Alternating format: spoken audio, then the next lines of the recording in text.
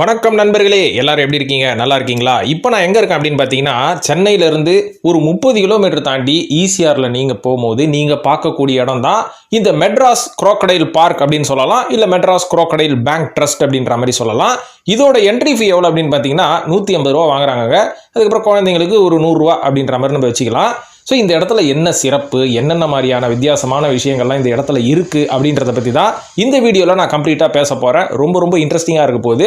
அதாவது இந்த விஷயத்தை பற்றி பேசுகிறதுக்கு முன்னாடி இந்த இடம் எப்போ ஆரம்பித்தாங்க, எதனால் ஆரம்பித்தாங்க, இதுக்கு பின்னாடி இருக்கிற ஒரு இன்ட்ரெஸ்டிங்கான வரலாறை பற்றி நம்ம பேசுவோமா?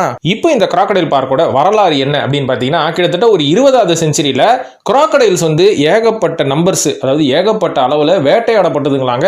அதனால் இந்த இனத்தை எப்படியாவது பாதுகாக்கணும் அப்படின்னு இந்தியன் கவர்மெண்ட் ஒரு முடிவு எடுத்திருக்கிறாங்க. அதுவும் Indian government wild life protection actin படி 1972வது வருஷம் இந்த முதலைகள் மற்றும் ஒரு சில அரிய வகையான ரெப்டைல்ஸ் நம்ம பாதுகாக்கணும் அப்படின்ற மாதிரி முடிவு பண்ணியிருக்காங்க. இதனால தான் அந்த 20வது செஞ்சுரியில் இவங்க இந்த மாதிரியான குரோக்கடைல் பேங்க் ட்ரஸ்ட் அப்படின்ற மாதிரி ஒரு அமைப்பு ஆரம்பிச்சிருக்கிறாங்க.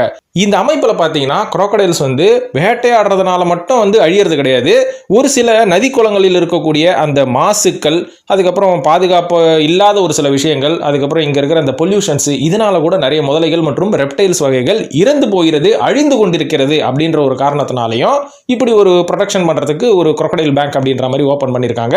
இந்த குரோக்கடைல் பேங்க்கில் பார்த்தீங்கன்னா 3 வகையான குரோக்கடைல்ஸ் இங்கே பராமரிக்கப்படுகிறது. ஒன்று இந்த சால்ட் வாட்டர் குரோக்கடைல் அப்படின்வாங்க, அதுக்கப்புறம் மக்கர் அப்படின்ற ஒரு அரிய வகை, அதுக்கப்புறம் கார்கில் அப்படின்ற மாதிரி இன்னொரு அரிய வகை. கார்கில்னு சொல்ல முடியாது, கேரியல் அப்படின்னு நம்ம சொல்லலாம். இந்த கேரியல் குரோக்கடைல்ஸ் இது எல்லாமே இங்க பக்காவா பாதுகாக்கப்படுது நண்பர்களே. முதல்ல இந்த குரோக்கடைல் பார்க்கில் குரோக்கடைல்ஸை தான் பாதுகாக்கிறதுக்காக இது ஆரம்பிக்கப்பட்டதுங்க. அதுக்கப்புறம் பார்த்தீங்கன்னா ஒரு சில ஆராய்ச்சிகள் பண்ணதுக்கு அப்புறம் தான் இவங்களுக்கு தெரிய வந்துதான் குரோக்கடைல் இனம் மட்டும் அழியறது இல்லைங்க. ஏகப்பட்ட லிசார்ட் பல்லி வகைகள், அதுக்கப்புறம் ஒரு சில டாட்டாய்ஸ் அப்படின்னு நம்ம சொல்லுவோம்ல, டாட்டாய்ஸ், டர்ட்டில்ஸ், இந்த மாதிரி ஆமை வகைகள், இது எல்லாமே நம்ம நாட்டில் கொஞ்சம் கொஞ்சமாக அழிஞ்சிட்டு இருக்கு. ஸோ குரோக்கடைலோட சேர்த்து இந்த மாதிரியான அரிய வகை டாட்டாய்ஸு, டர்ட்டில்ஸு, அதுக்கப்புறம் பல்லி வகைகள் இது எல்லாத்தையும் பாதுகாக்கணும்னு சொல்லி கொஞ்சம் கொஞ்சமாக இந்த குரோக்கடைல் பார்க்குக்குள்ள இந்த மாதிரியான ரெப்டைல்ஸ் எல்லாம் உள்ள கொண்டு பாதுகாக்க ஆரம்பிச்சாங்க அப்படின்ற மாதிரி சொல்லப்படுது. அதனால குரோக்கடைல் பார்க்கில் குரோக்கடைல் மட்டும் தான் இருக்கும் அப்படின்னு நீங்கள் நம்பி வரணும்னு அவசியம் கிடையாது. குரோக்கடைல்ஸையும் தாண்டி டர்ட்டில்ஸு, டாட்டாய்ஸு, ஸ்னேக்ஸு, பாம்பு வகைகள் கூட இங்கே ஏகப்பட்டது இருக்குதுங்க. இது எல்லாத்தையும் பார்த்து நீங்கள் வீக்கெண்டில் கண்டிப்பாக என்ஜாய் பண்ணலாம். இது மட்டும் இல்லாமல் 1995வது வருஷம் ஆரம்பித்த இந்த ஒரு குரோக்கடைல் பேங்க்ல இப்போ வரைக்கும் பார்த்தீங்கன்னா 15 வகையான குரோக்கடைல்ஸ் இருக்குதான். அது மட்டும் இல்லாமல் 33 வகையான அதர் ரெப்டைல்ஸ் இருக்கு அப்படின்றாங்க. மாசம் கிட்டத்தட்ட 19,000 விசிட்டர்ஸ் இந்த இடத்த பார்வையிடுறாங்களாங்க.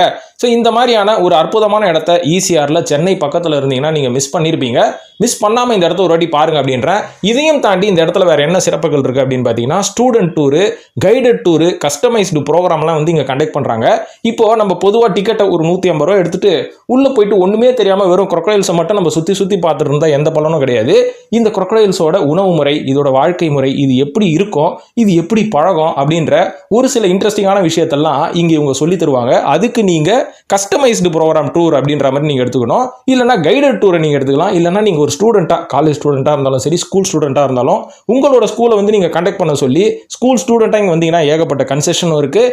அது மட்டும் இல்லாமல் இந்த முதலைகள் பற்றி, இருக்கிற ரெப்டைல்ஸை பற்றி, அவங்களோட உணவு முறைகள் மற்றும் அதுகளோட வாழ்க்கை முறையை நீங்கள் தெரிஞ்சுக்கலாம் நண்பர்களே. அதனால மறக்காம இந்த இடத்த நீங்கள் பாருங்க அப்படின்ற மாதிரி சொல்லுவேன்.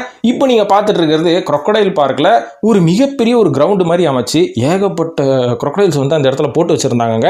நான் போன நேரம் சரியான வெயில் நேரமா, அதனால எல்லாரும் நல்லா தின்னு போட்டு தூங்கிட்டு இருந்தாங்க. அவங்க குடிக்கிறதுக்கு தண்ணி ஒரு குளம் மாதிரி ஒரு செட்டப்பும் ஒன்று பண்ணி விட்டுருக்காங்க. அதனால எல்லாருமே சோம்பேறித்தனமாக தான் தூங்கிட்டு இருந்தாங்க. நீங்கள் டிஸ்கவரி சேனலில் பார்க்குற மாதிரி எழுந்து போய் பாஞ்சு வேட்டையாடுற விஷயம்லாம் இங்கே நடக்காது. ஆனால் அந்த மாதிரி ஒரு விருப்பமான ஒரு பார்வை, ஒரு கண்காட்சி நீங்கள் பார்க்கணும் அப்படின்னு நினச்சிங்கன்னா, இங்கேயே வாரத்தில் ஒரு நாள் ஃபீடிங் ப்ரோக்ராம் அப்படின்ற மாதிரி பண்ணுவாங்க.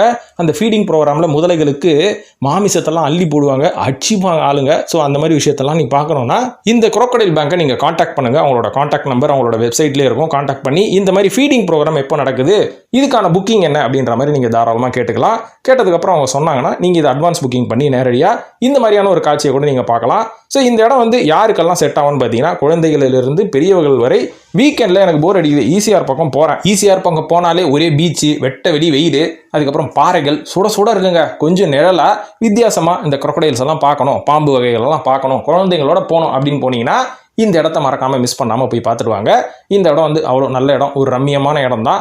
ஸோ முதலைகளெல்லாம் எனக்கு பிடிக்காதுங்க, நான் சும்மா போய் உட்காந்துட்டு வரேன் அப்படின்ற மாதிரி இருந்தாலும் போங்க. 150 ரூபா, நிறைய காசு இருந்தால் போங்க. இல்லைனா இதை போய் கூட்டின்னு போய் குழந்தைங்கிட்டலாம் காமிங்க. crocodile வந்து எப்படி நடக்குது, எப்படி தூங்குது, எப்படி சோம்பேறித்தனமாக இருக்குது, இந்த மாதிரி நம்மளும் சோம்பேறித்தனமாக இருக்கக்கூடாது அப்படின்னு முதலைகளை காமிச்சு குழந்தைங்களுக்கு கற்றுக் கொடுங்க. குழந்தைங்க சுறுசுறுப்பாக இருப்பாங்க. இது மட்டும் இல்லாமல் இன்னொரு விஷயமும் இருக்குது. இந்த இடத்த வந்து நீங்கள் முடிச்சுட்டு வெளில வரும்போது முதலைகளை ரொம்ப ரொம்ப கிட்ட பார்க்குற மாதிரி ஒரு அக்வாரியம் பண்ணி ரெடி பண்ணியிருக்காங்க. அது உள்ள பார்த்தீங்கன்னா முதலைங்க பார்த்தீங்கன்னா மிதந்துட்டு இருக்குங்க. சூப்பராக இருக்குது. இதுக்காகவே கூட நீங்கள் போகலாம். ஸோ இந்த இடத்த வந்து நீங்கள் பார்த்துட்டு அப்படியே வெளில வந்தீங்கன்னா தலைவர் இருக்கிறார்ல, இவர் வந்து வெளில என்ன பண்ணுகிறாரு அப்படின்ற மாதிரி பார்த்தீங்கன்னா இவர் மிதந்து நிற்கிறாரு. ஸோ இந்த மாதிரி அரிய காட்சிகளை நீங்கள் பார்த்து வீக்கெண்டில் ஜாலியாக என்ஜாய் பண்ணிட்டு ஈஸியாக பக்கம் அப்படியே கார் எடுத்துக்கிட்டு சுற்றினீங்கன்னா ரொம்ப ஜாலியாக இருக்கும். இல்லை உங்களோட சொந்த வண்டியில் போனாலும் ரொம்ப ரொம்ப ஜாலியாக இருக்கும் அப்படின்னு சொல்லிட்டு இந்த வீடியோ முடிச்சுக்கிறேன். இதுதான் நண்பர்களே crocodile பார்க் எப்படி இருக்கும் அப்படின்ற ஒரு செட்டப்பு. அதனால் வீக்கெண்டில் ஜாலியாக போய் நல்லா அனுபவிச்சுட்டு வாங்க அப்படின்னு சொல்லிக்கிறேன். நன்றி, வணக்கம் நண்பர்களே.